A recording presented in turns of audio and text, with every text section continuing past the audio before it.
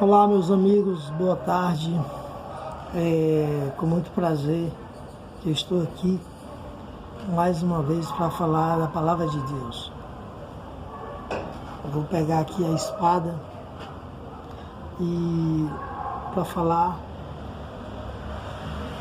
de Deus nós temos que pegar a espada, que é a Bíblia Sagrada. Mas para que a gente possa meditar na palavra, nós temos que pedir o auxílio do Espírito Santo, porque só Ele pode nos dar o auxílio para que nós possamos ler e entender. Santo Deus, amado Pai, queremos te pedir humildemente, Senhor, que o Senhor possa nos dar o entendimento da Tua palavra. No nome do Teu Filho amado Jesus, nós te pedimos, Senhor amado, e te agradecemos. Amém, Senhor. Bem, irmãos, vamos ver aqui no livro de Provérbios, capítulo 9, e o verso 8. Fala assim: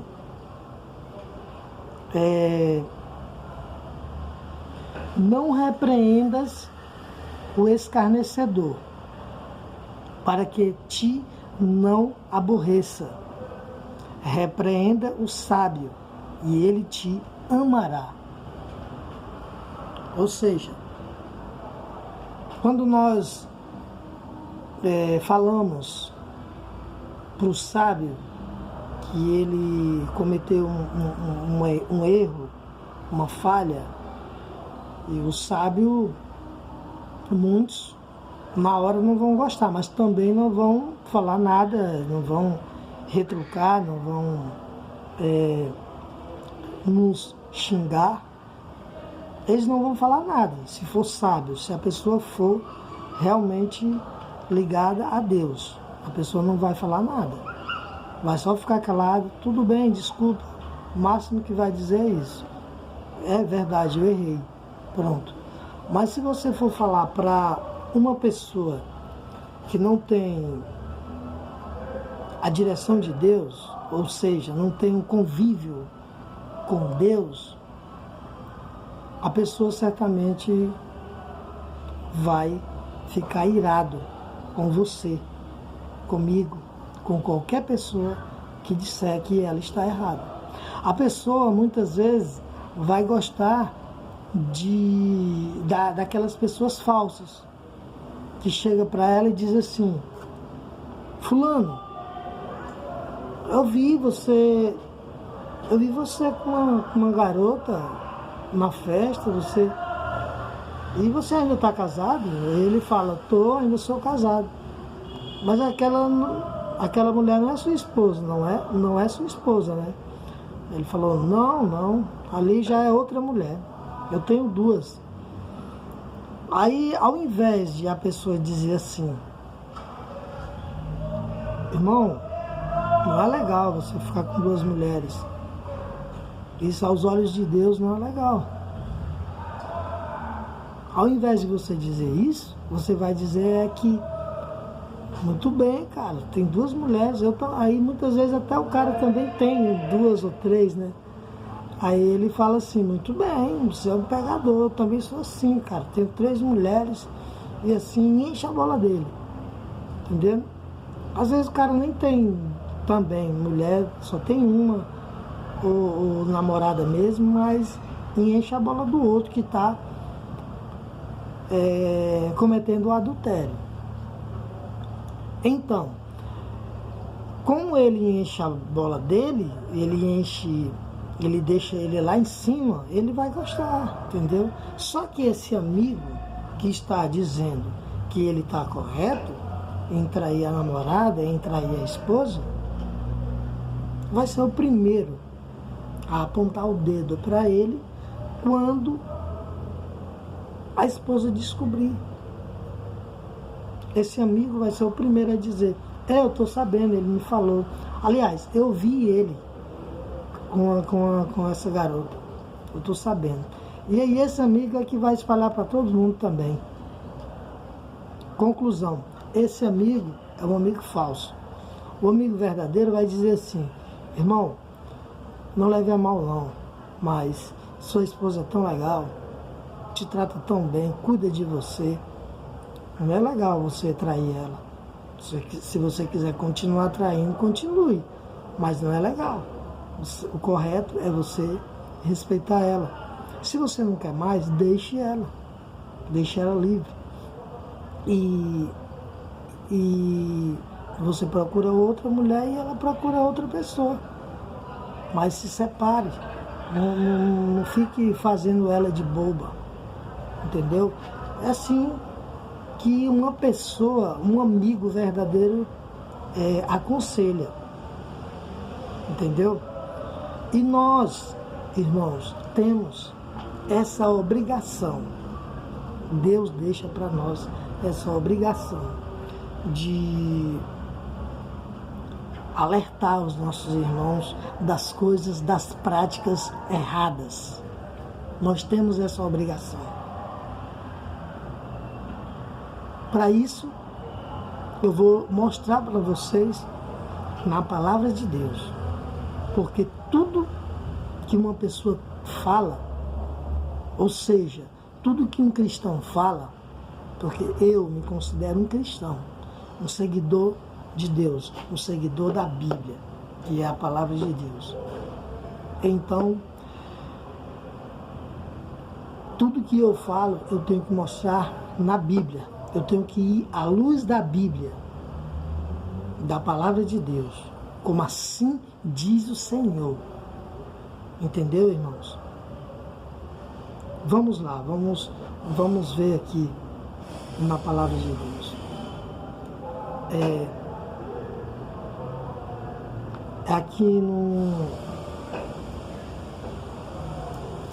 Deixa eu ver. No livro de Ezequiel, capítulo 33. Capítulo 33 e no verso 7. Verso 7 adiante. Vamos ver aqui até onde nós vamos, né?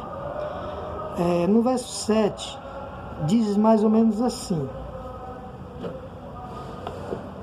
A ti, pois, ó filho do homem, te constituí por atalaia sobre a casa de Israel. Tu, pois, ouvirás a palavra da minha boca e lhe darás aviso da minha parte. Verso 8. Se eu disser ao perverso, ó perverso, certamente morrerás, e tu não falares para avisar o perverso do seu caminho, morrerá esse perverso na sua iniquidade, mas o seu sangue eu o demandarei de ti. Vejam bem, o capítulo 9, aliás, o verso 9. Mas se falais ao perverso para avisar do seu caminho, para que ele se converta, e ele não se converter, para ele se converter. Perdão, vamos de novo, verso 9. Mas se falares ao perverso para o avisar do seu caminho, para que ele se converta, e ele não se converter do seu caminho, morrerá ele na sua iniquidade, mas tu livraste a tua alma. Olha aí, irmãos. Olha o que Deus está dizendo. É justamente o que eu falei agora. Nós temos o direito de ir até os nossos irmãos e falar que eles estão errados. Não chegar assim no meio de todas as pessoas e dizer assim: fulano, você fez isso e aquilo, e você acha legal isso? Isso aí não, irmãos. Deus não quer isso aí não. Isso aí se chama fazer vergonha, irmão. E Deus não se agrada disso não. Nós temos que chegar pro irmão e dizer: fulano, queria falar com você. Pode ser? Pode, irmão. Mas se tiver alguém, você diz, mas é particular. Deixa para depois, amanhã, depois, um dia que você... Aí se ele disser, não, pode ser agora. Pois onde que a gente pode ir? Porque é particular. Justamente para não expor o irmão para todos. Porque você tem que chamar a atenção dele e não das pessoas, que as pessoas sabem. As pessoas não podem saber do segredo dele. Só você que já sabe e ele. Então você vai abrir os olhos dele para que ele caia na realidade. Muitas vezes o irmão, ele sabe do erro, mas ele está fazendo vista grossa. E você viu ele errando, você chega lá, irmão, assim, você fez isso e aquilo, isso não é legal, irmão. E aí você abre a palavra e fala. Toda vez que você for repreender o seu irmão, você usa a Bíblia. Usa a Bíblia, porque não vá falar sozinho com a tua palavra, só com as tuas palavras, não. Usa a Bíblia Sagrada, porque Deus vai conduzir você a falar com seu irmão. E certamente ele vai te ouvir. Ou não vai ouvir, né? Porque se ele tiver ligado a Cristo, ele pode estar errando e Deus está falando com ele, ele não está ouvindo, entendeu? Mas se alguém falar, ele já fica, realmente eu estou errando mesmo, irmão, eu errei mesmo, errei feio, e verdade. Se ele tiver com Cristo, ele vai reconhecer. Se ele não tiver, ele vai te xingar, vai chamar, olha, não se mete na minha vida não. Sabe por quê? Porque quem é você para me julgar? Vai dizer logo isso. Você também é pecador, do jeito que eu sou. Aí vai dizer isso, entendeu? E outra coisa, o certo que a Bíblia está dizendo é que nós temos que chegar até os nossos irmãos e falar particularmente que ele está errado, mas nós também devemos andar corretamente. O caminho largo e o caminho estreito. Nós temos que ir pelo caminho estreito, para que nós possamos ter autoridade para falar do problema daquele irmão, entendeu? Nós temos também que se esforçar para andar no caminho correto, que é o caminho estreito, entendeu?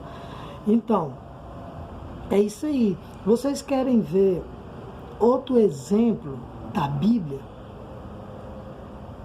Nesse exemplo, o homem era temente a Deus, mas ele errou e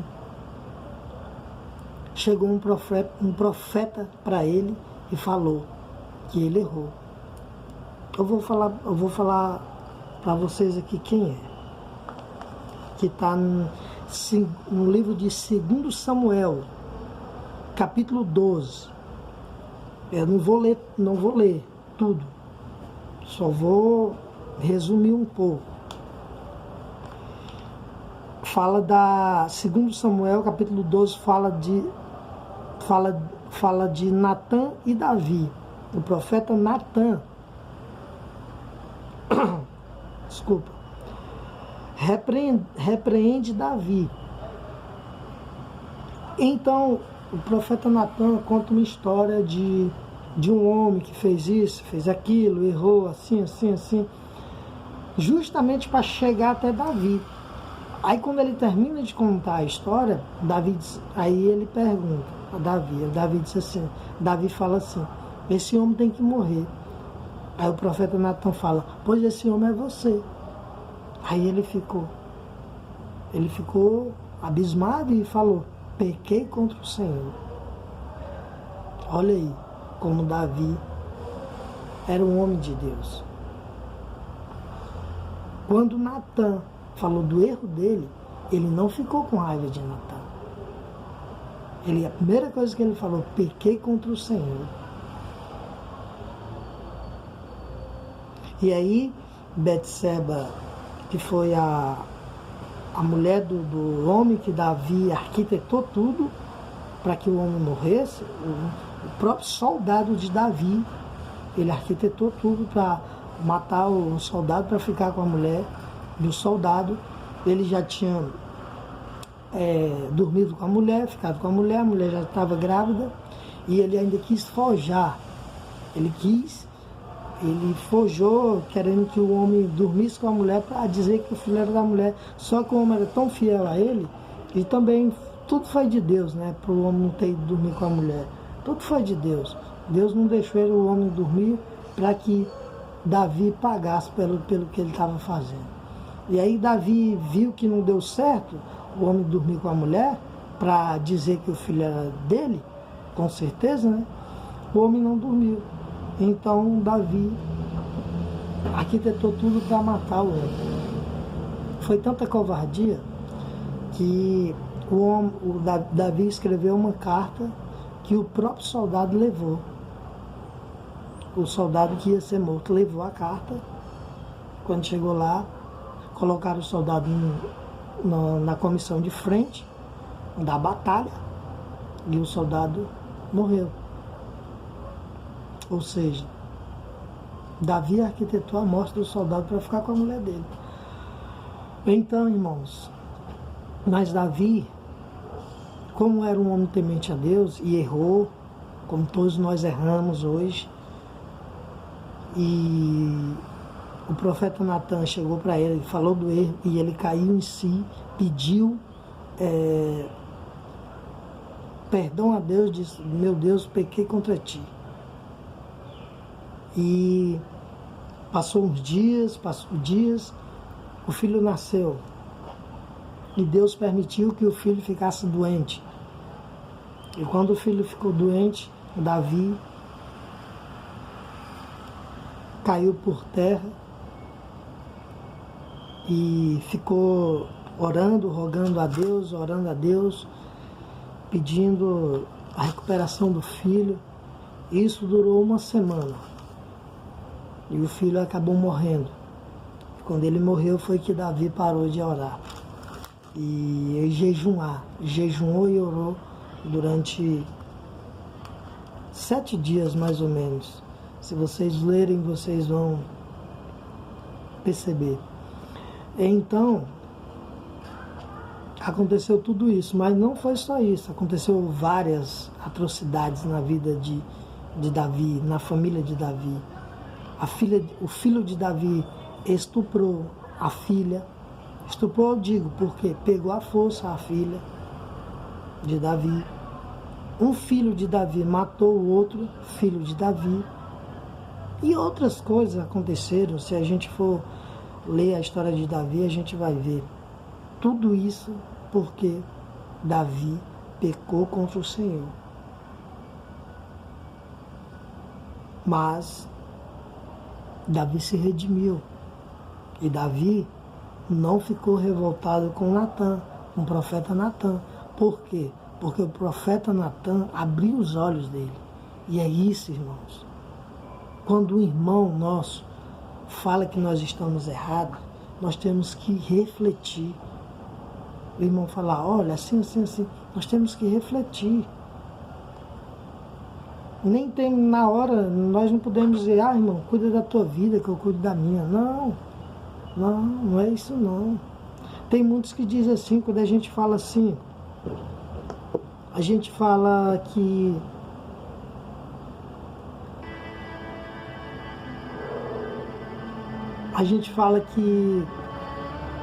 para alguém